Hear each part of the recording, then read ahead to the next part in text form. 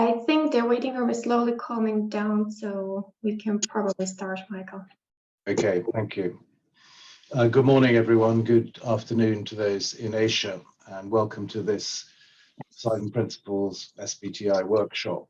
And you see on the screen the agenda, which I'll just discuss briefly and then go into an introduction. The purpose of this session is informational.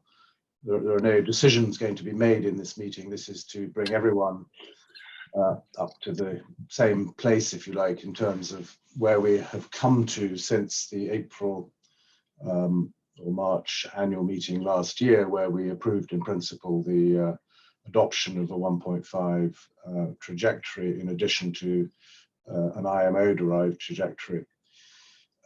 So the agenda is going to, and since SBTi have published a trajectory for shipping, we're going to go through what SBTi is, and we have Hasina from SBTi who will talk to us for a period. We'll then go into the issue of alignment with the Net Zero Banking Alliance, and James Mitchell from RMI, one of our advisors, is here on this call to talk about that. And then, of course, we have UMass, who have been part of the work with SBTi on the trajectory to help explain what's happened to the trajectory since we last looked at it in April 2022, and to discuss the various issues that naturally have come up in the discussion we've had since that.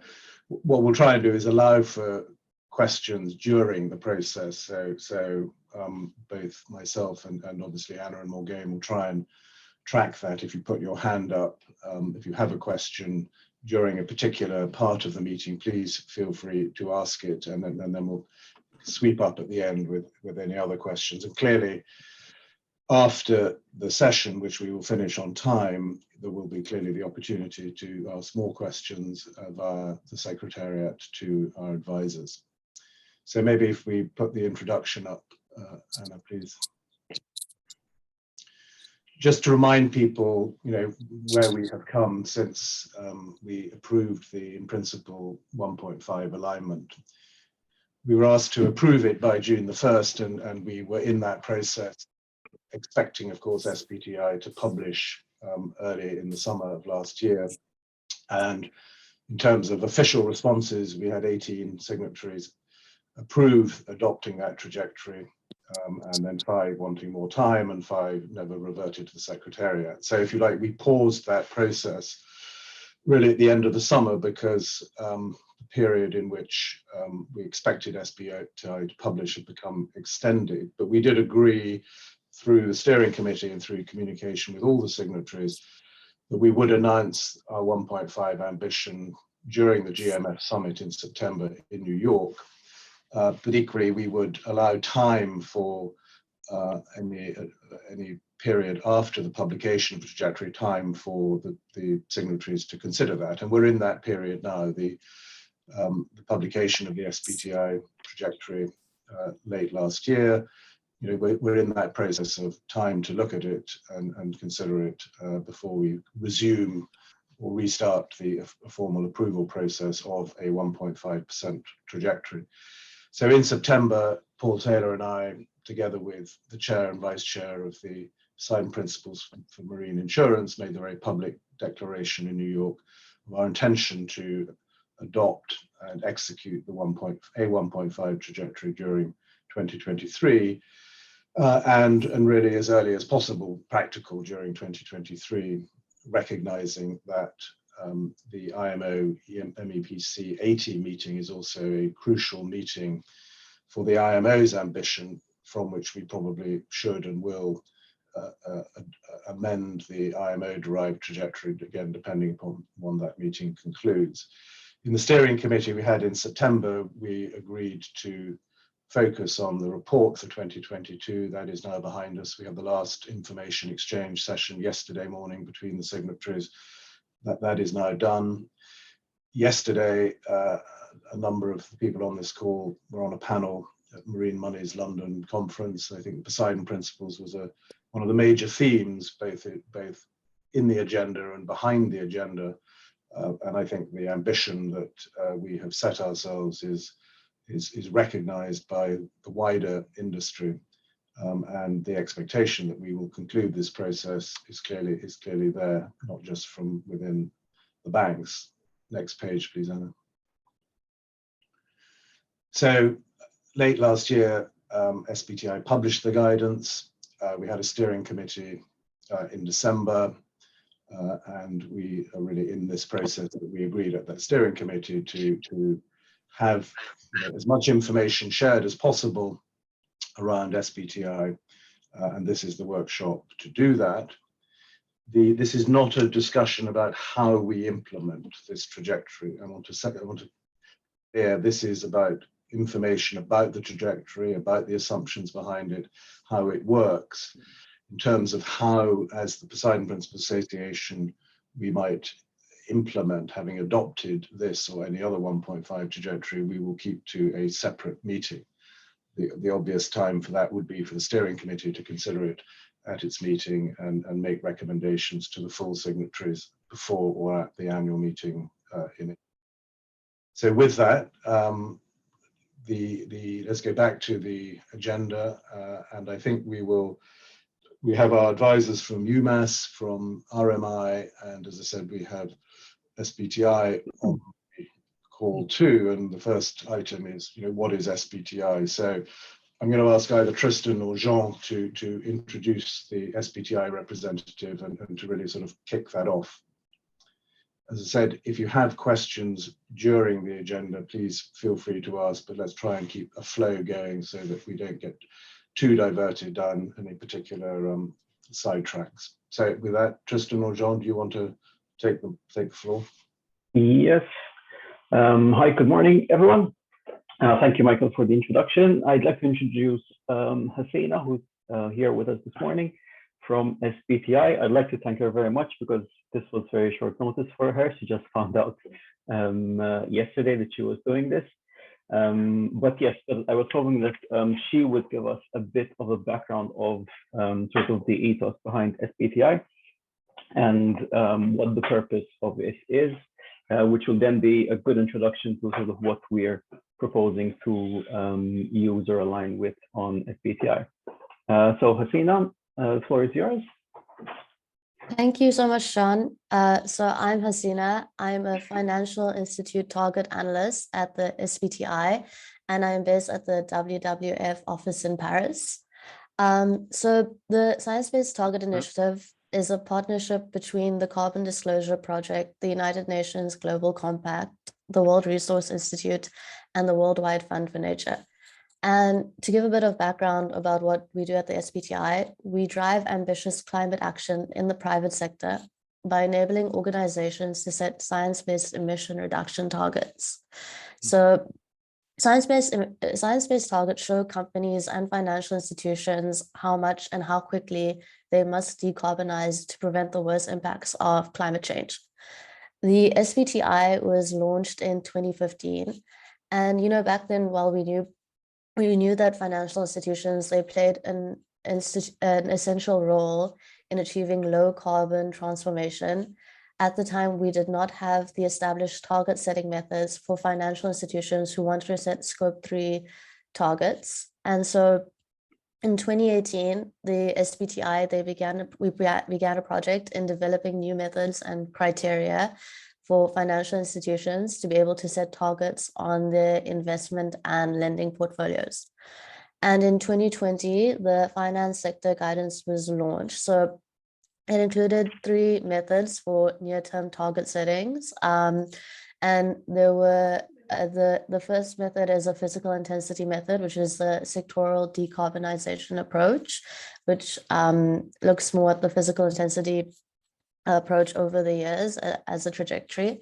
And then we also provide 2 engagement methods for financial institutions, which are the portfolio coverage approach and the temperature rating tool. So as of today, we have, I think, 2,000 companies with approved SBTis, and we actually have 50 financial institutions with approved near-term targets. So for financial institutions, there's a specific route that's a bit different from the general SBTi corporate route. And if you are interested in learning more about how the financial institutions set their near-term science-based targets, we have training modules available on our SBTi website. And then in terms of what we're doing in work and development and recent work in the finance team at the Science-Based Target Initiative, right now we're still developing our financial institution net zero standard, but last year we published our foundations for science-based net zero target setting in the financial sector, and this came out in April last year. And also most recently, so this month in January, at the SBTi, we released guidance linking the SBTi finance sector and the TCFD reporting, if that's something that interests you. And, lastly, just to finish off, I think this week we had a webinar of 4 different financial institutions. So a bank, an asset manager, an asset owner, and a private equity firm.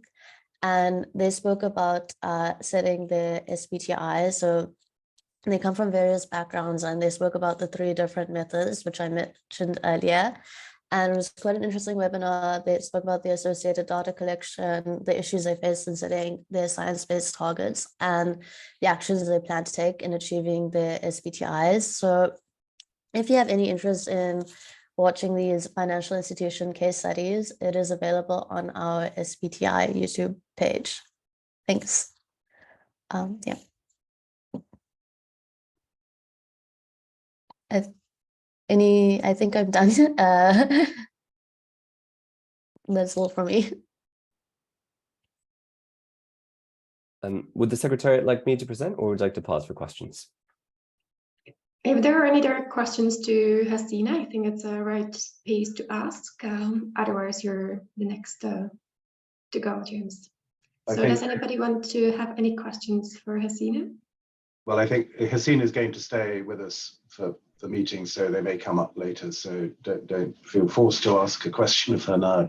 I think, James, if you can, because also when we get into questions to UMass, I'm sure there will be questions relevant to SBTi then. So I think, James, we should hand back to you. But I'd like to make a comment just before you start, James. We recognize that not every signatory to the Poseidon Principles is a signatory to the Net Zero Banking Alliance, but those of us who are have obligations in terms of targets that we have to set by some point next year for our emissions in 2030. And that requires, if you like, us to have a shipping trajectory within the Net Zero Banking Alliance.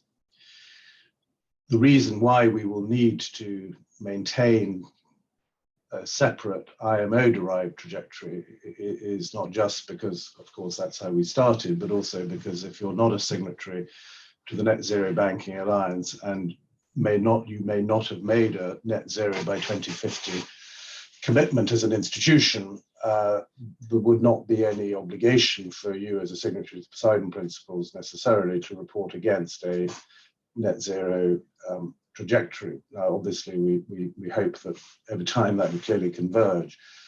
But what does make sense, and what the steering committee in December unanimously agreed, because all, I think, steering committee members are signatories to the Net Zero Banking Alliance, is that we should adopt a trajectory that can then also be adopted by the Net Zero Banking Alliance.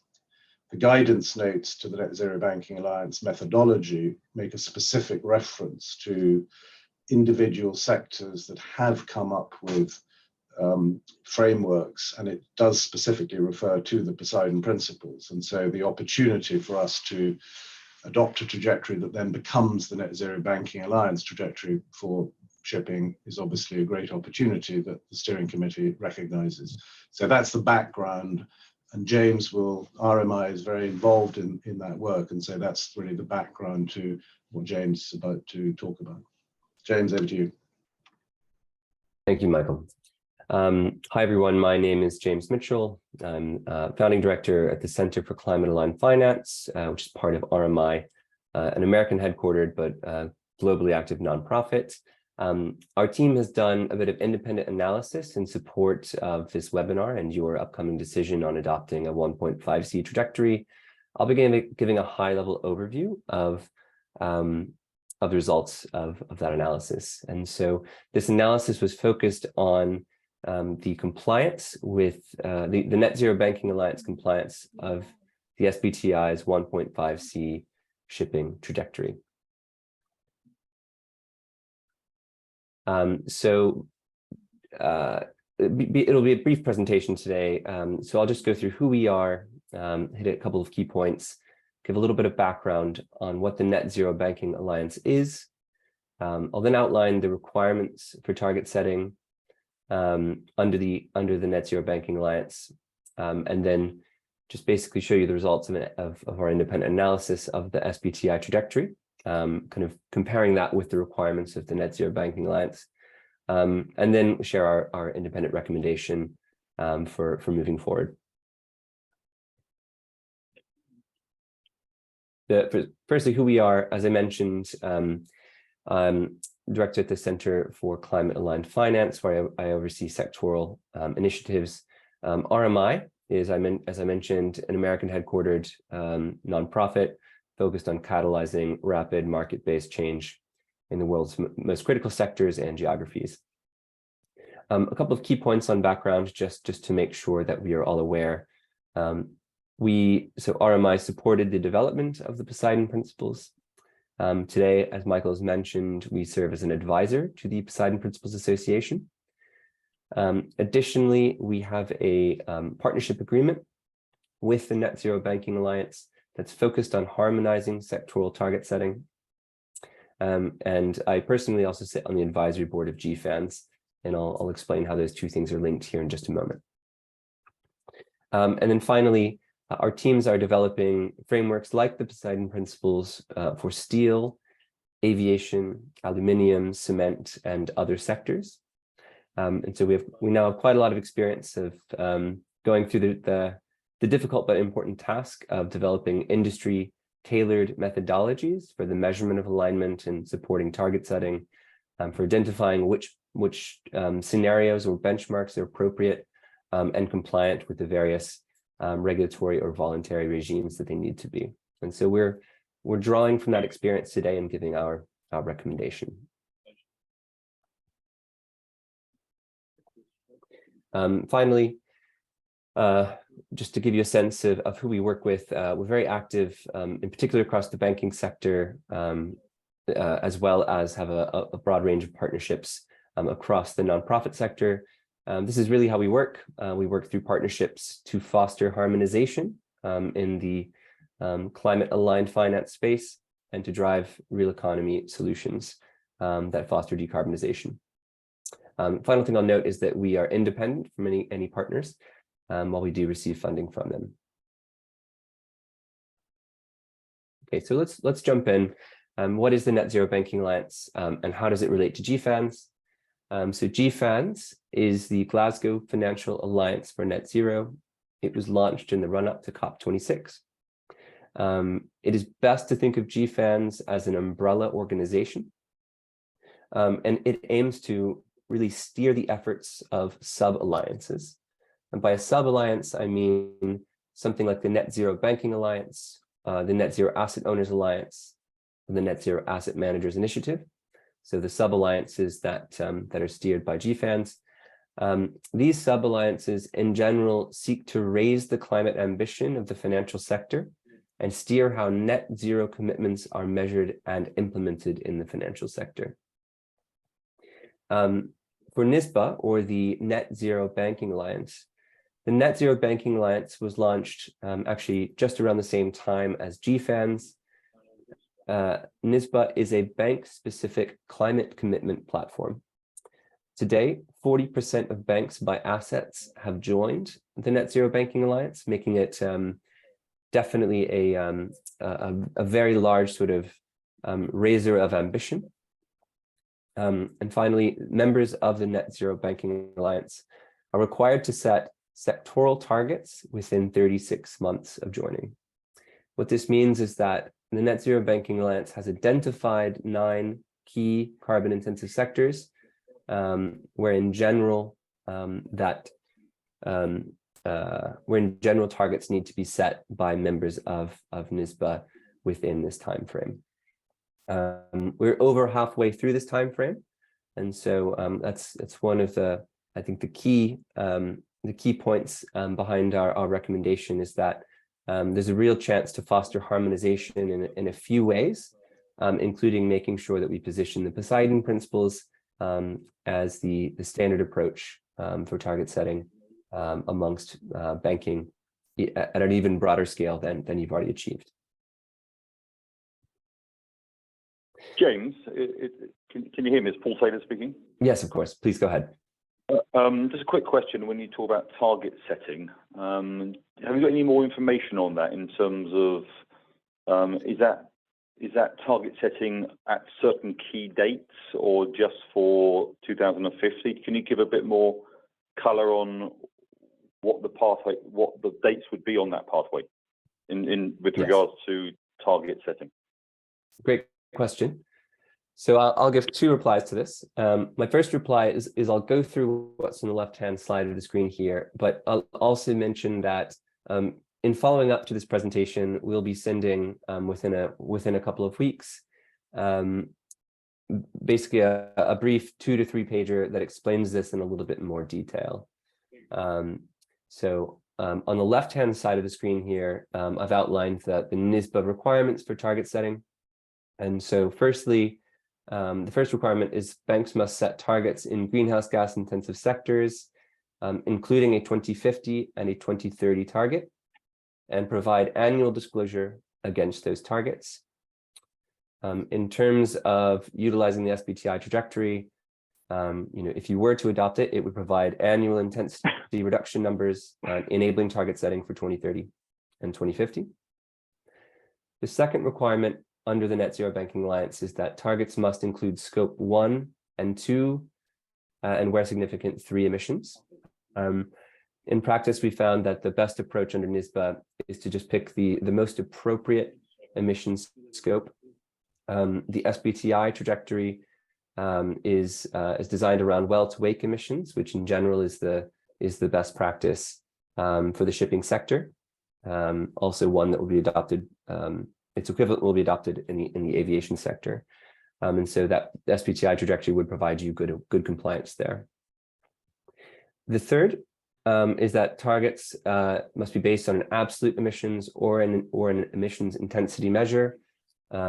You're already doing this, of course, but the SBTi trajectory would enable targets to be expressed as either absolute emissions or on an intensity basis, like the Poseidon Principles already operates. So provides clear compliance there.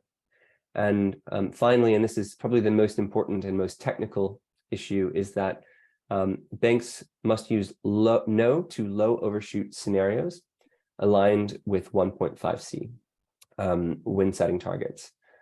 What this means is that there is specific guidance developed by the IPCC, the Intergovernmental Panel on Climate Change, which defines what a no or low overshoot scenario is. In simple terms, a no or low overshoot scenario is either clearly in line with 1.5C or has a small chance of exceeding 1.5C. So that's a scientific definition that we can apply to evaluate trajectories like the SBTi trajectory or other trajectories. Our team does this across sectors. It's much easier to do to a global model than it is to do to a sort of single sector trajectory, which requires a little bit of interpretation. Nonetheless, when it comes to the SBTi trajectory, the trajectory uses a conservative estimate of the sector's carbon budget derived from IPCC data. This just makes it a very clearly in line with 1.5C, so it raises no questions whatsoever. Is very clearly in alignment with the, I think, the most difficult and the most important of NISBA's requirements.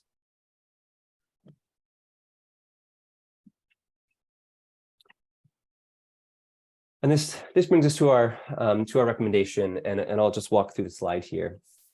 As I've just mentioned, the first area is climate alignment. So The SBTi trajectory is very clearly aligned with 1.5C and therefore is compliant with the most stringent NISBA requirement. And so if you were to adopt it, you would be compliant in that regard. It provides, of course, annual intensity information, which is useful from a granularity perspective.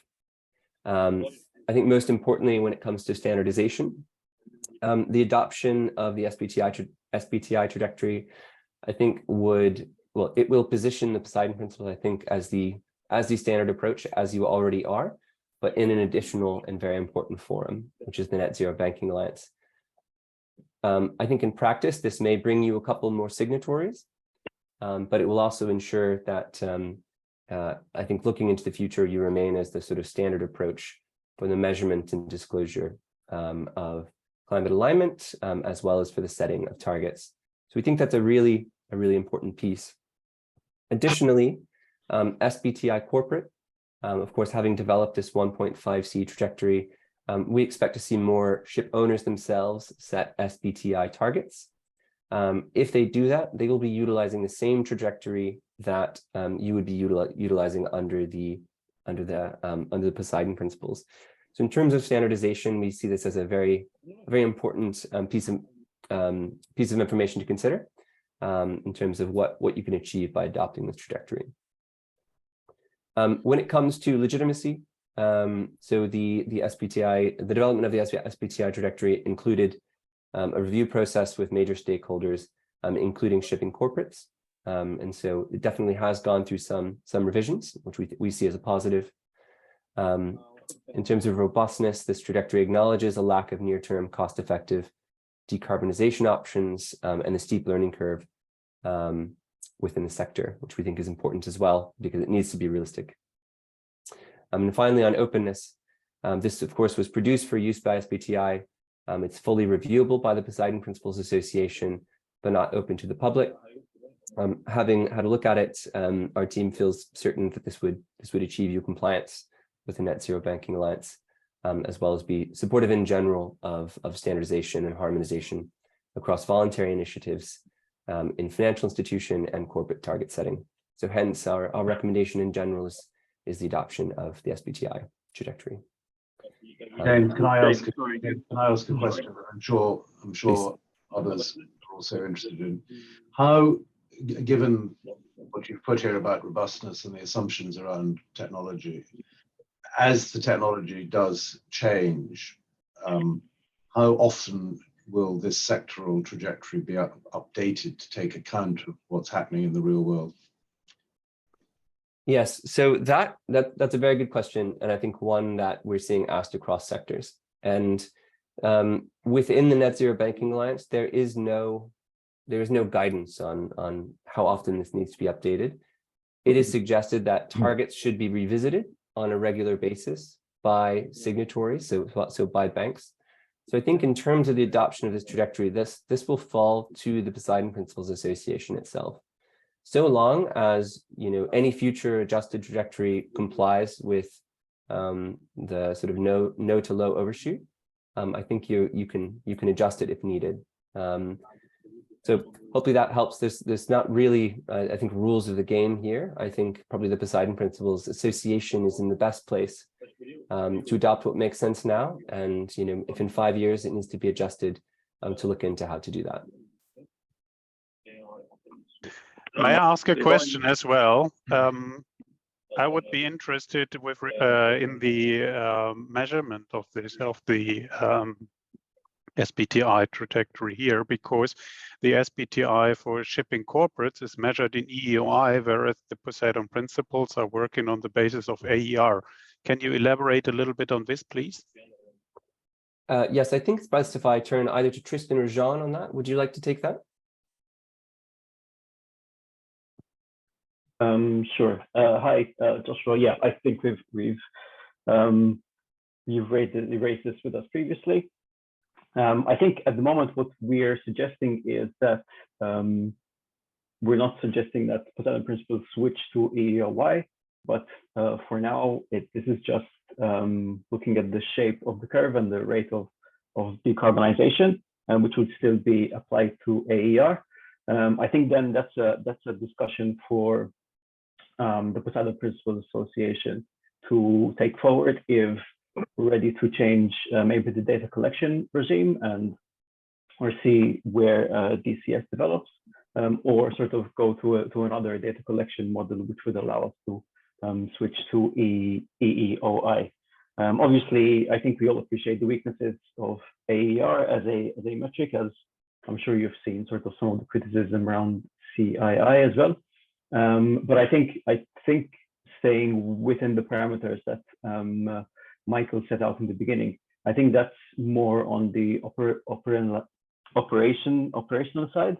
And here, what I think James is saying in practice is that the shape of the curve and the rate of ambition of debt reduction is compliant with NZBA. I think then when it comes to the metrics, then it becomes something that we need to deal with on the operation side. Tristan, I don't know if you have anything to add from, okay. Thank you, Jean-Marc. I obviously share your view with regards to the criticism on AER and CII, which is something which we already agreed quite a lot about. But the point is it has its weaknesses, no doubt about it. But by and large, as you said, it's about the shape of the curve. So for us as an organization, it should be very important that the SBTi kind of is moving here, because obviously all of us, we have our processes in place to measure and reports against AER, whereas EEOI isn't even available for most of our clients, or not collected. Let me be a bit more precise. So that's a clear message I would like to give to the side of SBTi, that we need their support here in order to drive the respective ambitions here in our organizations.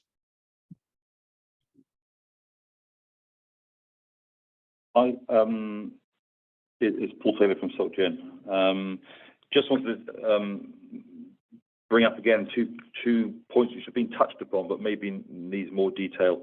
So the 2 points are, firstly, James, you mentioned about the steep learning curve in the sector over the coming years, but also the lack of solutions available. But neither of those necessarily translates into a 51% trajectory decrease between 2019 and 2030. So I'm intrigued to know how that's going to work for alignment with 1.5 for the banks. But and the second question, if I may, pick up on Michael's question about updating the data in the model. I was a little bit unsure of the answer, but just to put an example on it, for example, if the methane slip, so resolving this issue, and the industry feels that issue is being resolved, but I know there are conflicting views on it, but is the SBTi model going to give recognition to solutions or resolutions to the methane slip problem, and also the future of bio and synthetic LNG? Because clearly in the SBTi model, LNG fueled vessels come out pretty badly, and that will impact a lot of the banks who are lending to LNG fueled vessels, their ability to align and meet 2030 targets. So two questions, if you wouldn't mind just addressing them. Sure. I think Tristan may be best placed for this one. Tristan, is it right if I hand this to you? Yeah, that's fine. Paul, I wonder if I can, I think we're jumping a bit ahead on the agenda. I wonder if I can push those to the session that I'm going to speak to in a second. I've made notes of them. Of course, Tristan. Can I come back to them? Because I think James is not, James has got one part, then Jean is going to talk, and then I'm going to talk more about this viability and recognition. Absolutely. I will be patient. Can I just pick up on? I just want to pick up on really sort of the point Joshua made and Jean's response to that. I think, and when we established the Poseidon Principles, we discussed at great length in the drafting committee AER versus EEOI, and we chose for very clear reasons of, if you like, availability of data to adopt the IMO DCS regulation, which is AR, recognizing that it is not perfect. And also recognizing that, the methodology we adopt would always evolve and always need to be updated, and recognizing that it is the IMO's intention, as far as I recollect, that AER and EEI would somehow be consolidated into one metric for the whole industry at some point. We know that nothing moves that fast in the IMO, so at some point, maybe Tristan, you can cover the timing maybe of when that might happen. So we know that this is not going to be perfect, and I think we have to recognize that the job of the PPA is to continue to evolve using the best available data. The advantage we have is the data. So, for example, and I can't speak for other institutions, we in our TCFD report last year, 2022, February, we published our forecast for our emissions in our energy and power sector, consistent with our commitment under the Net Zero Banking Alliance, but using a different methodology for those sectors, because they don't have the actual emissions data in the way that we do. They used an acceptable methodology under the NZBA. So this is, for all of us, an iterative process, sector by sector.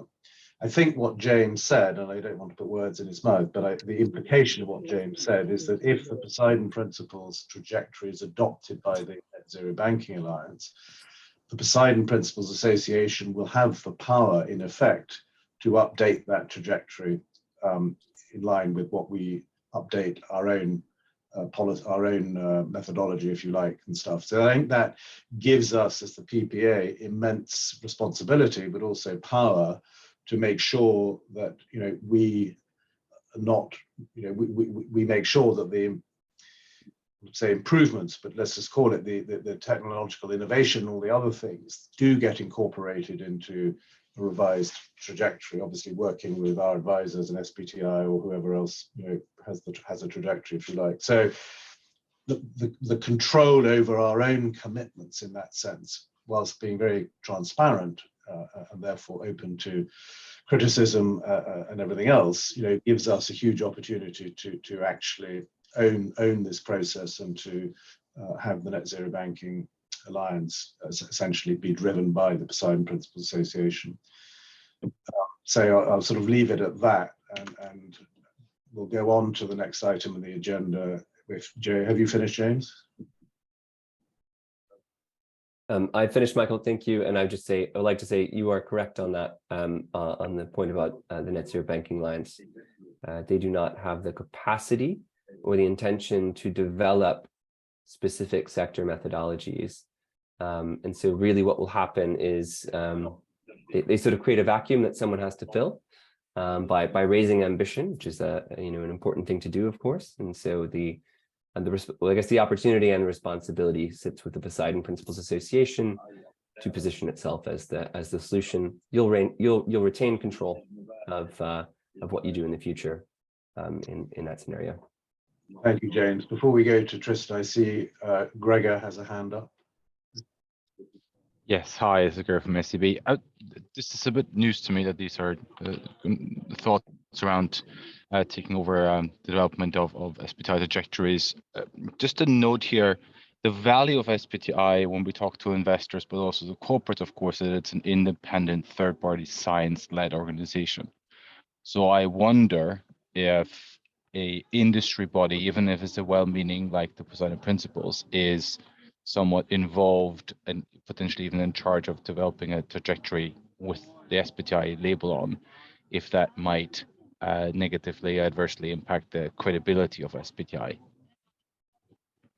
I defer to James on that. So my understanding of so it's a very good question. And so, we know SBTi well, and I think their credibility is a key part of their value.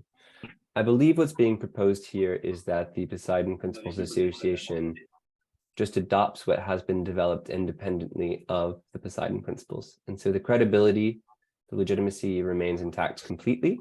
And in a way, you almost are given a sort of defensive shield by saying, in terms of climate credibility, there's perhaps nothing more credible than this trajectory. I think Gregor's possibly also touching on the hypothetical that I asked you about, James, which is, I think the Poseidon Principles would lose credibility if it chose to amend its methodology contrary to the independent analysis that SBTi and others do. So I think in making changes, we would clearly need to work with SBTi or another acceptable trajectory provider in that process. But hopefully we're not going to be doing the same thing every 6 months, so it will evolve over time. So if I can hand the next main bit of the agenda really is sort of primarily sort of UMass led. So I'm going to hand to Jean and Tristan to sort of take us through, and the questions, Paul, you've asked obviously will get addressed as part of that. And I think if we can let Tristan and his colleagues go through the rest of the agenda as much as possible, and then clearly we'll have plenty of time, still have plenty of time for questions. Tristan, over to you.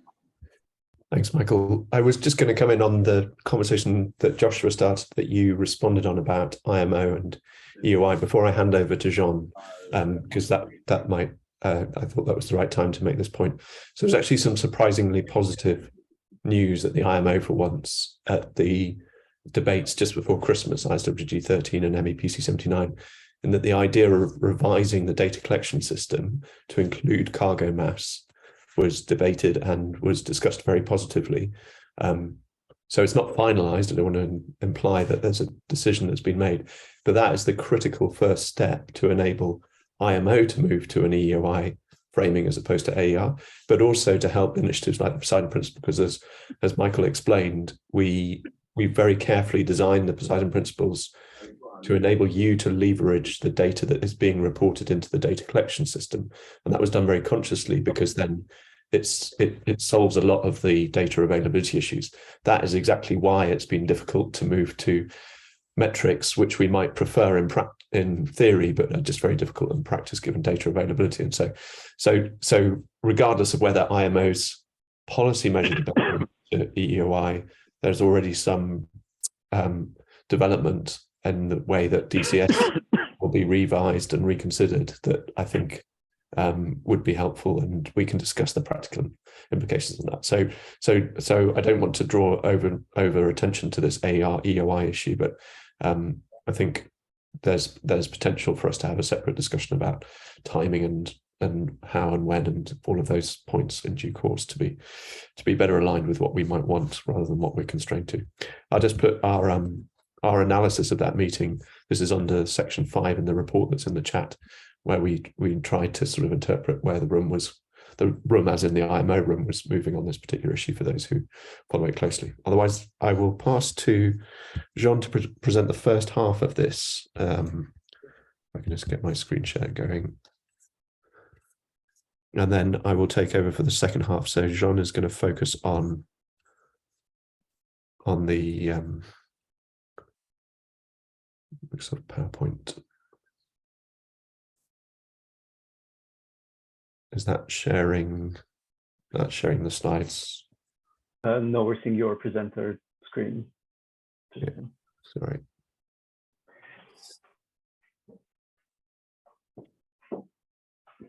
Yeah, so Jean, over to you, and then I'll take over for a discussion that I'll pick up some of Paul's points on as well. Perfect. Thank you very much. As I hope most of you know, I'm Jean-Marc Bonello, one of the advisory team at UMass, and I think I wanted to take a few minutes today just to go over what has happened since we had sort of our main discussion about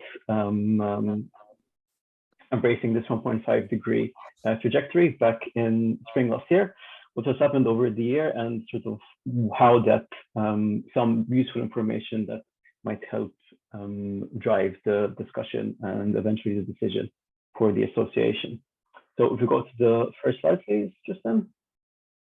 And so I think the biggest headline is there has been no change, no material change in the numbers or the carbon budget, the rate of decarbonization, or any of the fundamental elements of the 1.5 degree trajectory. Obviously, we had some concern that what we were looking at in spring last year would not necessarily be what would be published and endorsed by SBTi. But now we're in a position to confirm that that is what happened indeed. So all of the technical material that you've had sort of over the past year to review, all of that is still legitimate and valid. As you have seen in the pack that we've sent before last week, there's an updated annex to technical guidance, just with basically lots of what I'm including in these slides included in there as well. So that over that time between spring and November last year, that took quite a long time because we went through quite an onerous internal review process by SBTi's experts themselves. They had 4 of their technical staff looking at this, so they weren't shipping specific, but they were looking more about how the design of the trajectory aligns with sort of the ethos of the design of the rest of the SBTi methodology. And that was some very detailed review of that, and that included sort of lots of evidence that we had to produce as well. So it went through lots of further review as well. As we know, it was launched in November last year, just in time to be available in all of the activity going on at MEPC and the COP also. And I think one of the strongest signals that we've received over that period, especially, was the UN high-level expert group endorsing SBTi as sort of one of the gold standard methods of how targets can be set. And that's based on the grounds that SBTi embraces a well-to-wake approach, including more all of the greenhouse gas species, not just CO2. That includes methane and N2O, and defines its 1.5 degrees based on what the IPCC says. So this is sort of on the same lines as what James was saying about no or low overshoot. And then just quickly over the timeline, the development started in 2020, and here I wanted to highlight sort of the different points at which we had sort of scrutiny or review or had to answer questions, both from the public domain in terms of the public consultation, but also from technical working group actors, which included lots of industry stakeholders, which were actively participating in development of the trajectory. So if we go to the next slide, and sort of again over this period, we've had some really interesting markers that, or other reference points that sort of strengthened our confidence in the robustness of what we proposed for SBTi, and subsequently was proposing for PPMI. So some of you might have seen the Maersk Center for Zero Carbon Shipping strategy document that came out last year. And basically they used the IPCC's strict definition for the 1.5 degree rate of decline in emissions in order to sort of define what the carbon budget is, which is what we also did for SBTi. On the transport work side, the DNV's Maritime Outlook for the Maritime Outlook 2050, basically their transport work projection used in their analysis also practically mirrors what we have used in the SBTi as well, which gives us confidence sort of from 2 independent places that we're setting up the carbon budget and the transport work demand projection in sort of the right kind of areas. And we also had some peer-reviewed journal papers that were published that specifically address the use of what we call an S-curve, but would technically be called a logistics curve, in order to define the diffusion of technology in the industry. So these are sort of papers that are specifically about energy transition and how that looks in different sectors. And again, this was very encouraging to see that even sort of academic sources were looking at this, legitimizing this as a way of expressing the transition. And then again, coming from the IMO activity at the end of last year, we had SBTi mentioned in sort of some submissions and also included in the debate at IMO, which were sort of endorsed by many member states, giving us confidence that sort of there are countries that are backing this as their position at the IMO. And also, again, not maybe strictly related to, countries not strictly pointing SBTi out, but in their interventions at the IMO, the strategy, their appeals for strategy revision were driven by 1.5 degrees, but also more importantly, well-to-wake emissions consideration as well. So sort of these are all elements that are already inbuilt in the SBTi trajectory, and you can see it's some of the more progressive countries there, as well as others like Korea, for example. So if we can go to the next slide.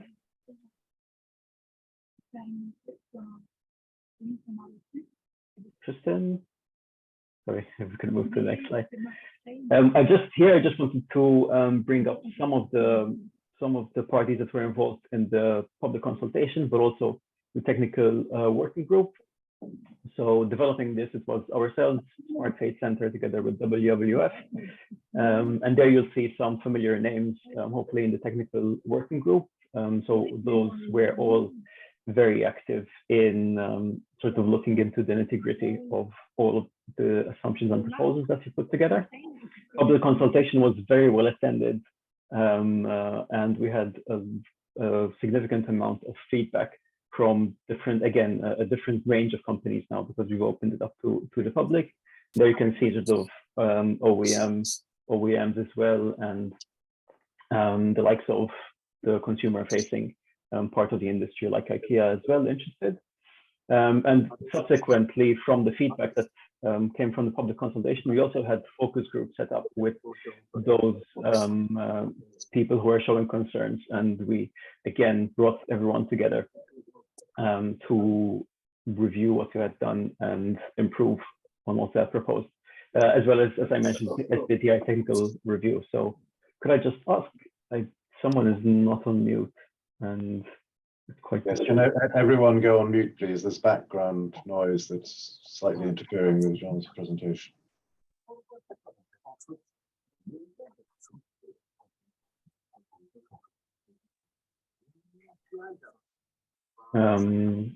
We can go to the next slide, please, Justin. And then I here wanted to point out what we are proposing specifically to absorb into Poseidon Principles from SBTi. As Hasina explained at the beginning, there's sort of a SBTi is a well-recognized initiative and has sort of target setting, structure and validation. What we are proposing here is only for the Poseidon Principles, and as you might know, we're doing this with all three initiatives, endorse the 1.5 degree trajectory only. So just that, not change what we do currently. So it would still be retrospective disclosure for the previous year, no future target setting, but we would use, in order to obtain the required carbon intensity, we would use the underlying assumptions and therefore trajectory that comes out of SBTi. So there we've got sort of the 6 fundamental points that would be we'd be taking in onto the Poseidon Principles methodology. So we would still sort of retain DCS as a data collection system, still reporting against AER as well, and sort of none of the governance or reporting would change. Because of that, being a signature to PPA, if we do go down this route for 1.5, would imply that you're not compliant to SBTi, and you would like to be compliant with SBTi, then it would have to be sort of an independent application, which is not related specifically to your Poseidon Principles commitment. If we go to the next slide, I think this is sort of reinforcing also what James has said previously on the sort of some of the reasons why it's very valuable. It would be very valuable for us to endorse the SBTi trajectory. We've got high recognition from sort of various various entities coming from different parts of the industry. Here I just mentioned WWF, IMRS, the UN Climate Champions, and the UN High Level Expert Group. As I mentioned, it frames well with the IMO's most progressive countries that are pushing for a higher ambition update for the initial strategy. So that means that we would be well primed to whatever decision is made in summer next year at MEPC 80. We would definitely be on the sort of cutting edge of the highest ambition. So would be prepared for that. And so it has gone through public consultation and is sort of widely industry accepted with a robust development. SBTi itself is well established, and sort of, I think most of you will already have corporate understanding of how valid that is within industry. What is important in my eyes is that this was assessed and reviewed by cross-sector experts and not sort of shipping specific origin. SBTi is not industry linked, so to speak. So this is coming from not from the industry. And there's, again, as I said, sort of there's some of you have already corporate commitment to this, so it would be sort of a nice addition to what you have. And again, looking at what James was saying about harmonizing throughout initiatives, this sort of truly can be a thread that joins all of those in a scientifically robust and legitimate way. And my final slide, next. So this is just a summary on a sort of a very blunt comparison between SBTi maritime guidance and what we're proposing the Poseidon Principles endorse under its 1.5 degree ambition. So again, metric, as was pointed out previously, we've got a divergence there. Poseidon Principles would retain AER, whilst SBTi is on EEOI basis. Poseidon Principles would start looking at this on the life cycle emissions and include greenhouse gas species, similar to SBTi. However, that's where sort of the similarities would stop. So this would not entail SBTi compliance. There's no obligation of target setting in the future. And that sort of target setting in SBTi would require an assumption around company activity target setting. So that's not what we're proposing either. And there's no requirement for an action plan to reduce those emissions as well, as we sort of currently don't have that with the Poseidon Principles. So I think that's everything I want to go through. And yeah, we've got a couple of examples which we'll share in the slide just to put things in the picture, but I'll hand over to Tristan to go to the next part. Thanks, John. I've got 4 slides or thereabouts, and so hopefully this won't be too much more slides, and then we can take questions on both of these sections. So Jean's described the process and the theory of SBTi, but we wanted to take a step back and go back to the question of the viability or the practicalities. And we've done a lot of work on this for governments. We spend a lot of our research effort investigating the least cost pathways for decarbonisation and advising governments who want to make sure that the IMO adopts targets that can align to their broader climate objectives. But we've never particularly looked at this from a financier's perspective. And so the work I'm about to share takes that, but the broader work that I'm referring to, the work that we've done on technology pathways or least cost pathways for the sector, we have a lot of references on, and you're very welcome to ask us for any of that assistance. A lot of those references were used in the stakeholder discussions that led to the development of the SBTi guidelines. So I'd take a slight issue with some of James's terminology. We did look at the technology readiness and discussed it with the stakeholders using our evidence to share transparently our assumptions, and that's why we have the shape of curve that we've adopted, because we took that into account. But it's not an explicit component of SBTi. So this is primarily because we thought it might be of interest and of value to this conversation today, and I'll try and work in my response to Paul's questions, as I said earlier. So in order to build this analysis that I'll share with you in a second, we needed to make a few assumptions about some of the constraints that we're working within, and this particularly relates to technology readiness. So one is, what is the potential to improve the existing fleet's carbon intensity just using energy efficiency, wind assistance, all of the stuff that isn't about fuel transition or a radical change in the ship's technology. We've taken a value from analysis conducted a couple of years ago and used in the IMO's debates around short-term measures of the potential for a 30% reduction across different ship types. So as an average across different ship types, some ship types have greater potential, some have less, implemented over a time series. So recognizing that this isn't instantaneous, so requiring a lot of different things to be in place, both from an operational perspective and a technology perspective. The next key assumption that frames the feasibility of this trajectory is to do with when the zero emission vessel technology becomes available, specifically on the water. So not just when the engine manufacturers say they will be able to sell you an engine, but when would a vessel ordered be launched? And we're assuming that the date on that is from 2025 onwards. The kind of evidence behind that is the ordering that we saw in 2022 already for methanol fueled ships, which we think will at some point be superseded by ammonia fueled ships according to our modelling, but it means that there is a spec that can be ordered for delivery on the water from 2025. So we make an assumption in the scenarios I show you in a second that that's the limit, that we can't have vessels on the water prior to that date. Now, the next key assumption here is about the extent to which that zero emission vessel has the potential to offer with genuine zero emissions. And this is a really important nuance that often gets ignored.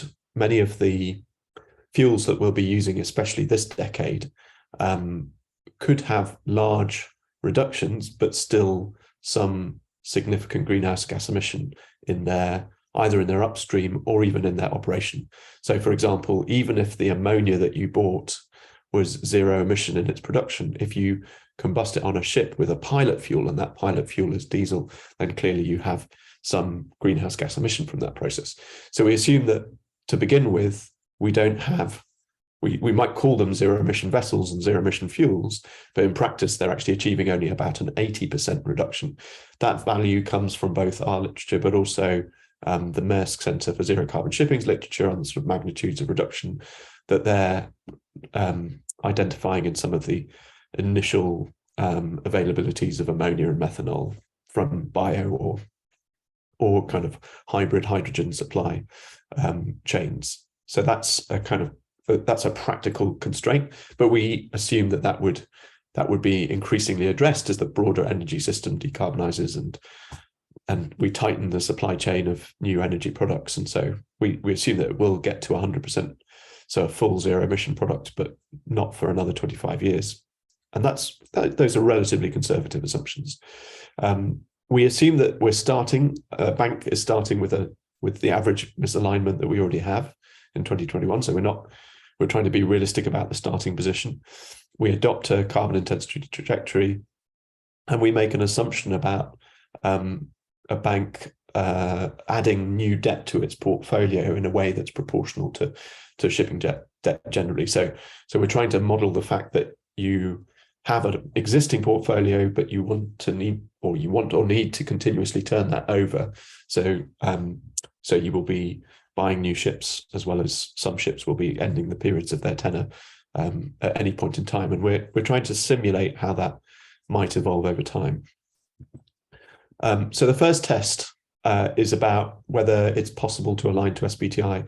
If your portfolio had an average tenor of 7 years, which we take on sort of advice as a typical relatively short tenor, we assume that it's not possible to retrofit any vessels to zero emissions. So the only way you can get zero emissions into your portfolio is by adding new buildings and new debt. And under that scenario, the first new buildings enter in a very small volume in 2025. but then grow gradually so that by 2032, every vessel that's being added to your portfolio, all the new debt is zero emissions. And if you had that type of portfolio, then you can see the alignment that's achieved in this plot below. Sorry, it's not animated perfectly. So generally speaking, you start with a misalignment because that's the average value that we already recognized. If you start ordering from 2025, initially initially 1 in 10 of the new builds that enter your fleet are zero emissions, but that increases over time, then you're relatively easily actually exceeding the SBTi trajectory over the period of the 2030s. So that could suggest that you don't actually need to order new builds of zero emission spec as quickly as that trajectory in the blue line illustrates. You're then left, the challenge occurs actually in the 2040s. And I think that challenge is predominantly because we're quite conservative about the availability of a fully zero emission compliant fuel. So at this point in the 2030s and the late 2040s, the zero emission fuel is actually only a 90% reduction on the fossil fuels that we use at the moment. So that implies that what we really need to do, as usual, is focus on the fuel supply chain and how that product can be decarbonized even faster than our assumptions made here. But there's nothing constrained by the fleet or the fleet composition in what you're purchasing at that point. So that scenario shows it's possible, and we wanted to then look a bit further and check whether we were being too optimistic. So here we test a different scenario where we say, imagine a financier that either refinanced after 7 years, so they wanted to keep their relationship with the client and not just terminate financing at the end of a tenor, but refinance, or for example, that had longer tenors. And there we're quite conservative, I think. We use the assumption that there's an average tenor on this portfolio of 14 years, so much longer. And again, we assume that there's no retrofitting to zero emission vessels allowed. The results here are obviously less favorable. So here you have to go even faster in your adoption of zero emission vessels, so that you're only ordering zero emission vessels by about 2029 when you add new debt to the portfolio. And even then, so it takes a bit longer to get rid of the initial misalignment because there's so much of a legacy fleet in a portfolio that has such a long tenor. But there is only a short period during which you have full alignment.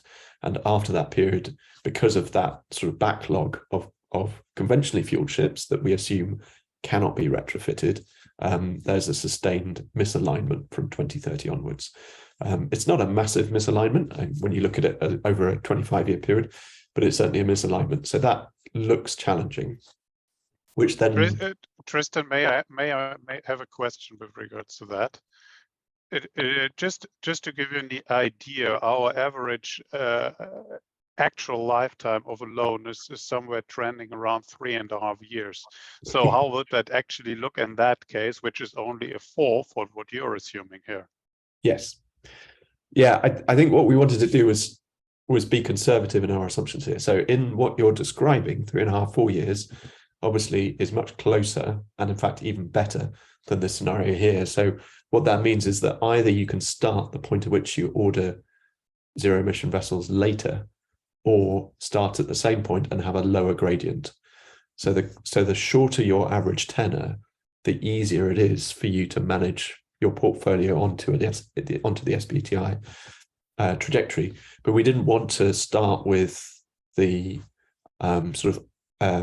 the easy cases. We wanted to test the hard cases, and we recognize that whilst, and please correct me if our assumptions are wrong here, but we understand that because of relationships, it might be the case that your tenor average might be quite low on paper, but in the relationships that you want to maintain with ship owners and clients, there's often refinancing. So if you imagine our longer tenor scenarios as perhaps also representing those who like to refinance once or maybe twice with the same client on the asset or on the client portfolio in order to kind of honor relationships or value relationships, if you like. So I hope we're trying to kind of establish worst case scenarios, which would then give you even more reassurance that this is possible.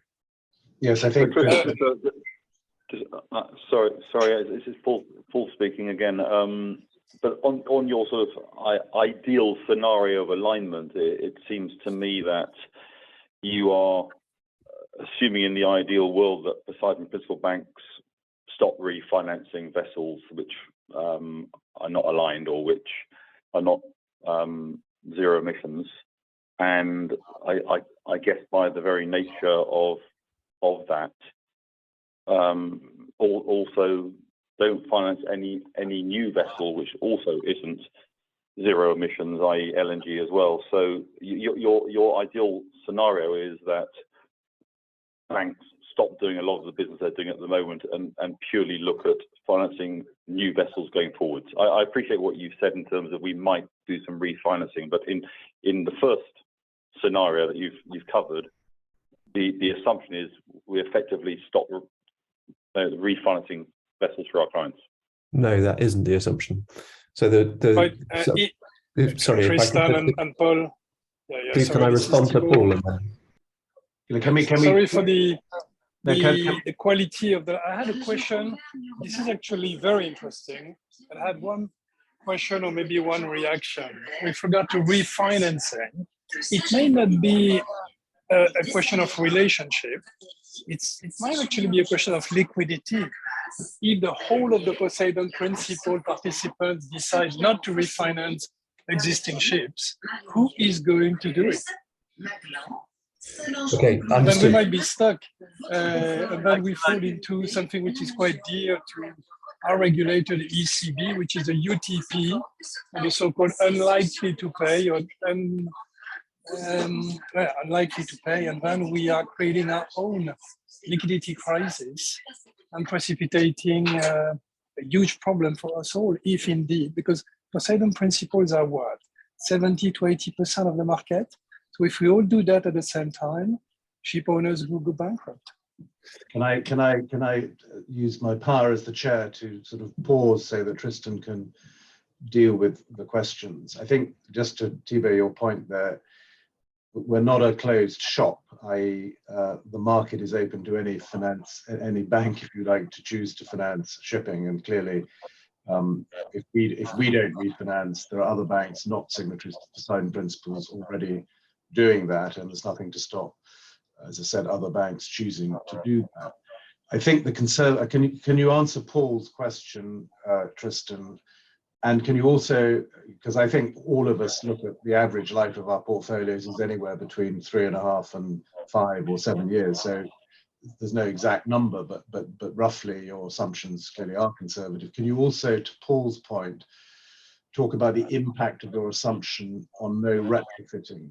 Because in all the other work that you and others have done, you've showed that most of the CapEx in the next 30 years is actually on retrofitting, not on pure zero emission vessels. So how conservative is the no retrofitting assumption in this model? If you can address that when you answer Paul's question. Yes, everyone's preempted my slide. I need to write slides in the opposite order so that I get the message that you want to hear first. But I'm sorry, this is because I'm trying to build an argument. But Paul's point is important to clarify, because so I'll go to that and then I'll come to the point about retrofitting in a second, because I think that answers the second question. So Paul, you said the assumption here is that the banks stop financing or refinancing fossil fueled vessels. That is not the case. So there is a ramp up over time.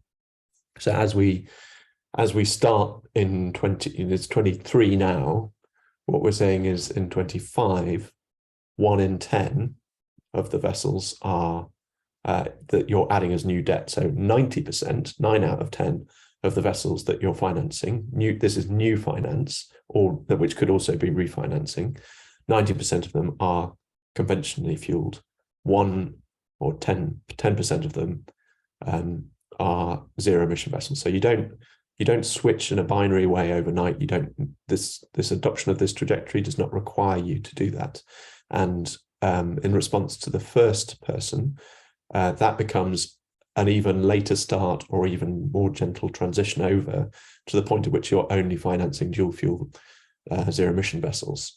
So that point could be as late as 2033, 2034, if you've got a particularly short tenor or average tenor, and therefore the ability to renew your portfolio over a relatively short period of time. So, so it's going to vary on individual circumstances, but this is by no means asking anyone to do a binary switch. And that's what the blue graph is trying to communicate at the top, that it's a gradual transition. I'll also clarify, this is a good point to also clarify some of your earlier questions about methane slip, bio-LNG, because we have also been conservative here about imagining a conventionally fueled fleet. That's the fossil fueled ships, the LNG dual fuels, but also the oil dual fuels, only having a 31% reduction on their carbon intensity over the 2020s, over this decade.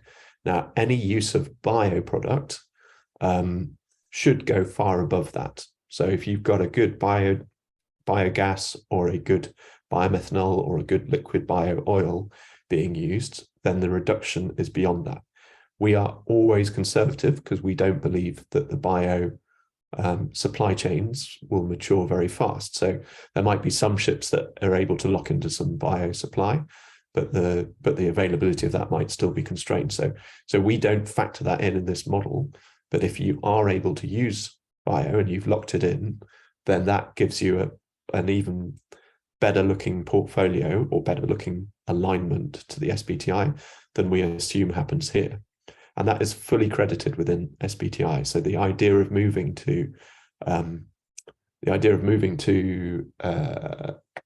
this framing of well to wake emissions and all greenhouse gas emissions means that if you're taking into your, or your owners are taking into their use a biofuel or any type of fuel that is not a zero emission product, but is an improvement on the oil and gas starting fossil products, then that gets credit. You get credit for that. This is not, we're not making any assumptions about what fuel you use. You would be able to use that fuel to score well on your alignment. And similarly, that affects the methane slip. So resolving methane slip on board and or in the supply chain of natural gas would enable you to crystallize the higher reductions associated with that fuel. So maybe up to 20% reduction on a well-to-wake basis. And if you do manage to crystallize that, then the SBTi would quantify that, and that would count as a reduction in your favor. So all of these are recognized in SBTi, and I'm not assuming those things happen when I build these scenarios. So if they do happen, if you do solve methane slip on board and in supply chain, if you do find supply of bioenergy products and use them in this decade, they would make these scenarios even easier or even easier to comply with. And anything that you do on those other steps then obviously delays the point in time or the rate at which you have to adopt zero emissions technologies. So everything's a choice and a trade-off. All SBTi says is, here's a constraint on the emissions, but any efforts to achieve that would all be counted. Can I just check that makes sense before I come on to this point about retrofit, which is really important? Yeah, no, thank you, Tristan, and it does. I'm just thinking to myself, I'd love to see a model, an SBTi, a UMass SBTi model, which actually sort of makes the assumption that there is a resolution to methane slip, and even if bio and synthetic LNG coming in, it'd be very interesting to see how the alignment might change, or our alignment to it might change, because I guess you're giving, at the moment in your model, you just said it yourself, you're giving no recognition to these being resolved. We're not accounting on them in order to test what that would mean about what we're particularly interested in this work is trying to figure out when and how quickly you need to bring in the more radical technology solutions, the zero emission vessels, because that's something that most people. I totally appreciate that, and I think we all, as Poseidon Principles Banks, we all understand that's where we have to go. But you in supporting the SBTi trajectory are effectively not supporting in any shape or form LNG fuel, and that's quite a major standing point, given that a lot of the Poseidon Principles Bank's clients are using LNG as a transitional fuel. I'm sorry, this is a persistent misunderstanding, Paul. There's nothing for or against any technology in this work. The SBTi, as I've just said, includes all the emissions. So, and all it does is set a target trajectory on intensity. So any technology that achieves a reduction against that is given credit. Is that? You are claiming, you are saying in your model, I think, it's another misunderstanding of mine, that because of methane slip today, that LNG fuel has a higher well-to-weight AER than conventional fuel. No, we're not. Not this model. Not this work that I'm showing you here. I'm saying we don't make an assumption of the best case values for LNG, but this modeling is not to advise anyone or tell anyone about the optimal fuel mix. This is just to test how quickly the new technologies come in, because some of the conversations that we've had express concern about the viability and the timescales of those, the availability of those new technologies. And so, so this is to try and explain why the availability of those new technologies looks credible compared to what we know about in the market today. And how fast you would need to adopt them doesn't look to be to prevent alignment to the SBTi. And we set that up with a series of assumptions that we intentionally select as conservative, because we don't want to start with the best case. So the best case would be to assume that we've solved all the other emissions and that bioenergy is available in volume and all of those types of things. If we start with that assumption, then of course this is easy, because that's a best case scenario. But if we start with a worst case scenario and we can still show alignment to the SBTi trajectory, then no one needs to be scared, because it's not about the dependency on those other steps being taken. But from the perspective of whether or not you would be credited, whether LNG would save you greenhouse gas emissions that would be helpful in achieving any alignment, it's absolutely the case. So if as long as those achievements are made on the upstream emissions on the slip, then absolutely that would be helpful. But none of those achievements are material to decarbonisation on LNG in practice, and that's the other work we've done. So they don't get you to zero emissions, but they do get you marginal gains in this period of time that would be helpful and would be credited. Just going forward, Tristan, just to come back to the points raised, I'd like to understand a little bit more about how you sort of look at the refinancing and portfolio evolution, because the new buildings that we've been financed over the last 2-3 years, you're typically financed on an age-adjusted profile of maybe 16 years. And yes, you're coming back to the point that Thibaut made, the tenor may be 7 years, but that means there's a bloom. And, I think it's unrealistic to expect that we're going to be able to get other financial institutions to be able to refi all these balloons. We will have to refi many of these balloons, and not because of the relationship, just because of practicality. Understood. Can I move to that slide now, and then maybe if I don't answer that question on the slide, Stephen, please come back. Yeah, sure, thank you. So we'd covered this one, and basically what I'm setting up here is that it does show this point that perhaps you were just making, and Stephen, but also Chiba, that there is a problem. You start to solve the issue, but you've still got a significant fleet of vessels that causes misalignment. So this is perhaps a nice graph to represent what happens if you are forced to refinance those existing vessels, and they end up being on your books or on someone's books in the Poseidon Principles signatories for a longer period than the tenors would imply. So what we do, and this is, I think, what Michael was alluding to, is we then move to the scenarios which relax the constraint on retrofitting. So in both of those two previous slides, we made the assumption there was no retrofitting. Here, we've relaxed that and we've allowed the vessels to be retrofitted, which is consistent with, again, not just our work, but also the Maersk Center for Zero Carbon Shipping that have some nice papers that were published last year on the sort of trade-offs and options associated with taking a conventionally fueled ship or an LNG fueled ship and then retrofitting it to methanol or ammonia at some point in its life. And so using that as justification, we explore what that might mean to enable compliance for one of these longer tenor periods. So here we've got the same average tenor of 14 years, whether that's a credible tenor or whether it's capturing what Stephen and Chibo were referring to. And we set an option in the modeling to allow retrofit of any vessel less than 10 years old. And the results that you can see here show two trajectories. So the first is when you would need to start bringing in or financing new builds that are zero emission vessels, so methanol ammonia vessels, and those are coming in from 2025 onwards.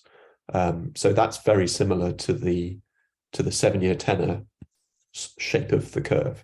You don't need to only finance those vessels. You start softly, 1 in 10, but gradually by the early 30s, every vessel that you're adding as a new build or as a new debt has dual fuel, zero emission fuel. But the retrofit is then the orange curve. So you don't start that at the same point. That happens slightly later, which is also consistent with what manufacturers and shipyards are saying.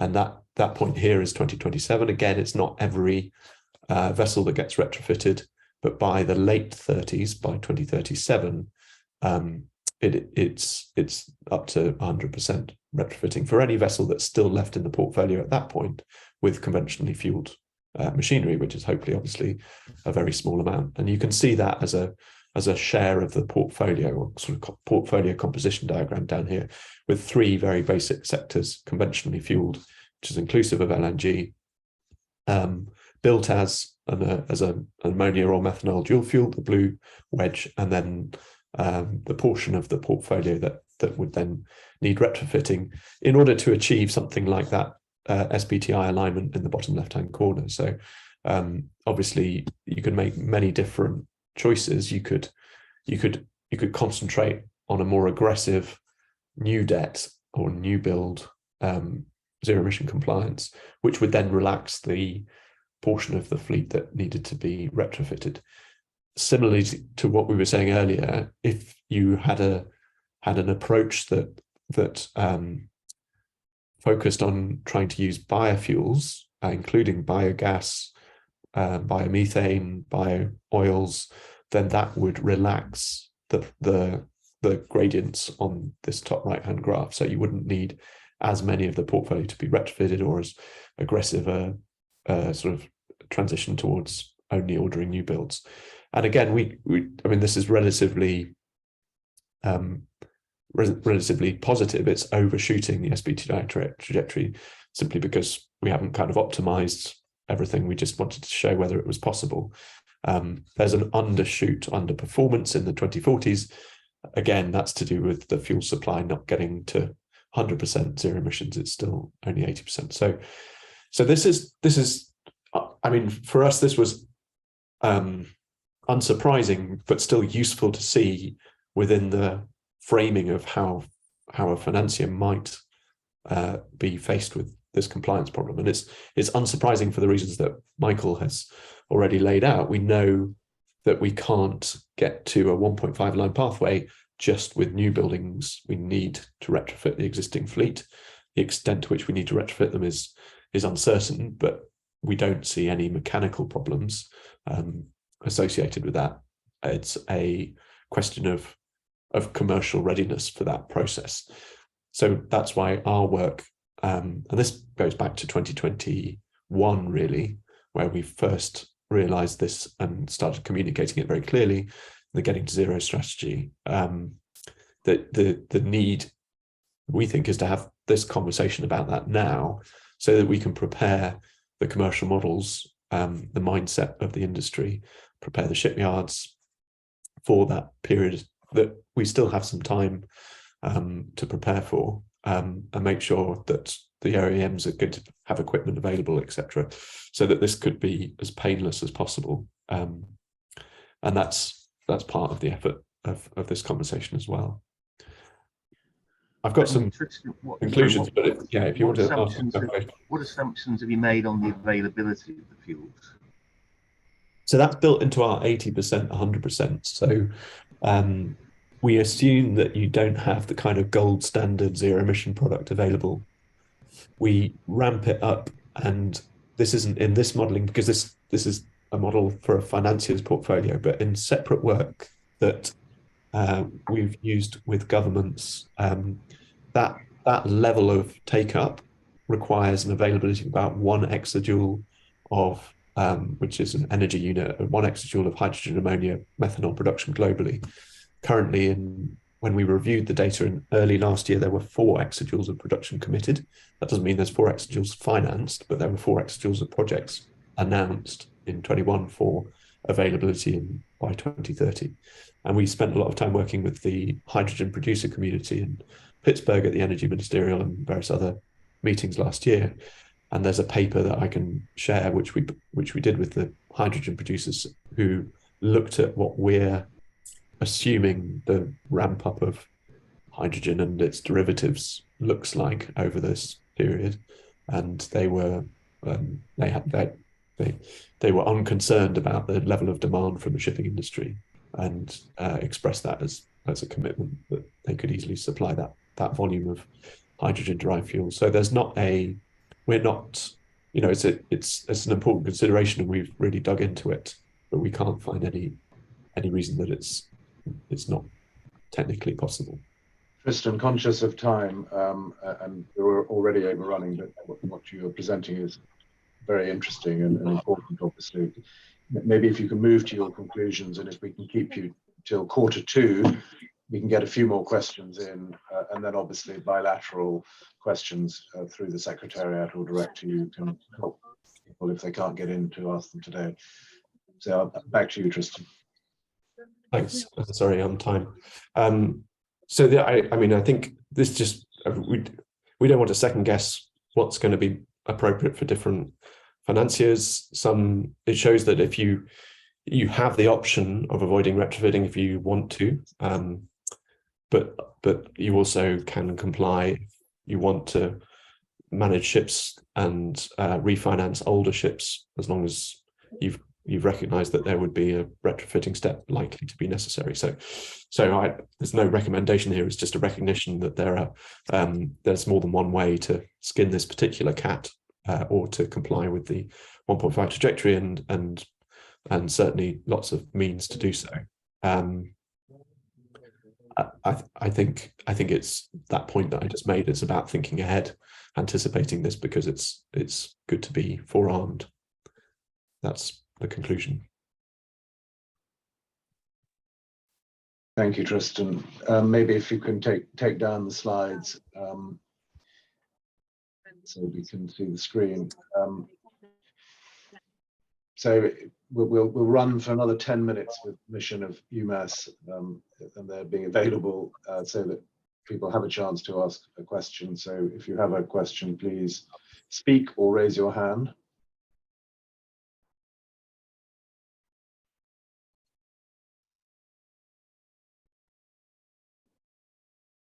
Michael, I think the only thing that I would say is, I'm not sure how I'm going to do this, but I would need to try and sort of simulate how my portfolio is going to look under these assumptions, because I think the assumptions are actually quite optimistic. In even the sort of 14 years, most of our age adjusted profiles are sort of more like 16, and I do think we're going to have to refi the balloons. So I would have to sort of try and think about how I can sort of simulate the portfolio, and what new business on zero emission vessels I need to do to get it down, close to the curve? Yes, look, I mean, I think, and I don't want to, I speak for myself and I don't want to generalize, but I think, we've had 4 years since we launched, or nearly 4 years since we launched, for 2 years, 2+ years of COVID, which has led to sort of distortion. But the reality is that we are going to have to make difficult decisions, that we started with portfolios, we didn't know whether we'd be aligned when we launched, but we know a lot more now, and this continues to evolve. But the fact is, in order to meet a 1.5 world to wake trajectory, or to meet a 1.5 broadly, not just for shipping, we're going to have to make difficult decisions. We have it within our power to choose what we finance and don't finance. Clearly, it depends upon what our clients, the ship owners, are actually able to order and ordering. But I think what this analysis shows is that it is possible to meet the trajectory through both financing those ships when they become available and to refinance relatively younger ships can retrofit. I think that's an important thing we didn't really have a year ago in feeling that. And I know from work that a number of the classification societies are doing is that the ability to model some of this is clearly getting better and better. And that will, of course, be up to each individual signatory to sort of choose how to do that. But I do think what this shows is that it is possible. And that is an important advance on, I think, where we were at the annual meeting. But as much of a commentary around our report in December on the 2021 results, a lot of the comment was, the time is coming for difficult decisions, and those are the ones we're going to have to, if you like, make in the business that we do. And we also know that the bank regulators, central banks or other bank regulators, are getting hotter and hotter on climate risk and how we institutions manage that. And I think what the Poseidon Principles, especially if we're able to adopt it as the Net Zero Banking Alliance sector trajectory, I think that gives us a lot of ability to influence through what we do, as long as we continue to be transparent about how we report the impact of what we're doing. I think gives us a lot of influence in ensuring that there is at least a realistic approach to this, and we don't have something imposed on us.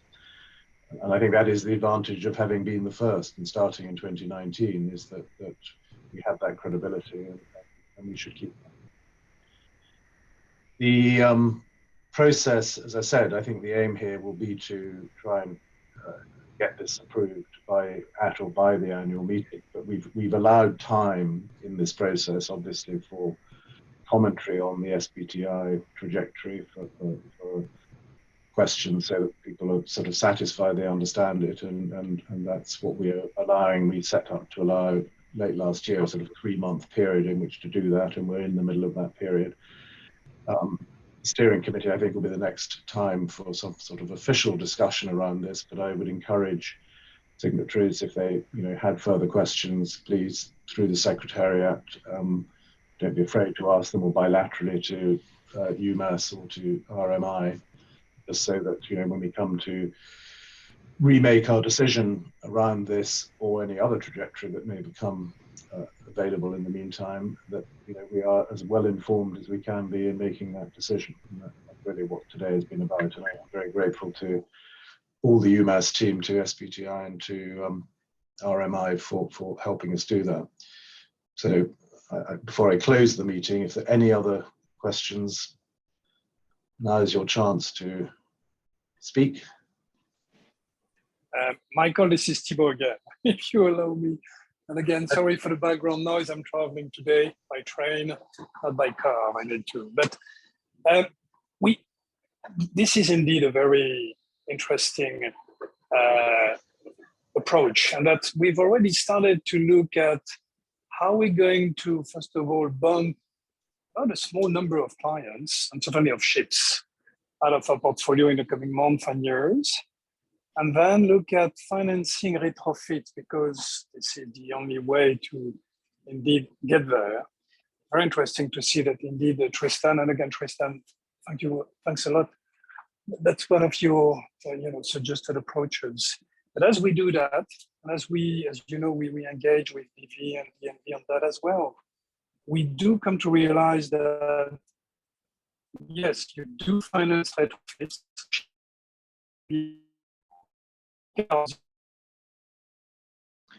We're losing you, Thibaut. And the real challenge, which is, will there be fuel? And will that fuel be there, the green methanol and ammonia and biofuels, especially between now and 2030 or even 2035? And I would think that's something that we, the Poseidon Principle, will need to spend more time on, because this is a key question, and to see exactly the shape of that curve that we're going to commit to, which will, as you said, have us make very difficult decisions with customers. It is the way it is. But by the same token, want to make sure to give a fighting chance to the others that will be prepared to work with us, especially between now and 2030, is it 2035? We've got to the fuel. If the fuel is not there, we can fund as many retrofit as we want, to no avail. I'm going to, again, my apologies for the background noise. We're going to put down a short list of questions on this very interesting presentation and carry on the dialogue. Thank you, Thibaut. And I think this, the Secretariat, if we can distribute to everyone the slides that were shown that were not in the original briefing, that would be very helpful to people, because it will enable them to focus those questions on what we've seen. So I think, look, thank you everyone for joining. I think this was, one of the most important sort of all signatory sessions we've had, very informative and key to, turning our unanimous commitment into something in practice during the course of this year. So this is an important step in that process. And thank you all for attending. And again, thank you RMI, UMass and SBTi for joining us in this discussion. So we will resume. We will resume through, probably, as I said, through the steering committee, making certain decisions around the process around this. But that's not going to be till early March. So we've got a number of weeks to continue to understand more clearly what we've seen today and ask any other questions through the Secretariat or bilaterally. So with that, I think sorry to interrupt, Michael, but just to say I'm very sympathetic to the point that Thibaut made about fuel availability, and I've just put in the chat a link that takes you to some of the work we did last year, but I recommend anyone to have a quick look at. But we are continuing to work on that subject, and we'll have more during the course of this year. So I'm happy to continue discussion on that. Great, thank you, Tristan.